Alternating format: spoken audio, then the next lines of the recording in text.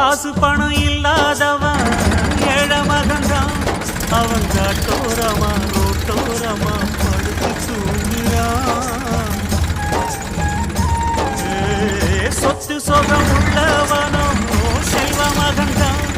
அவன் பஞ்சு மெத்த போட்டிருந்தும் குழிச்சு எங்குறான். எது மற்ற பேர்களுக்கு ஏது கவலை?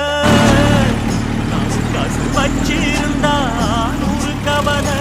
இங்கு ஆசை வச்ச அமைதி இல்லை.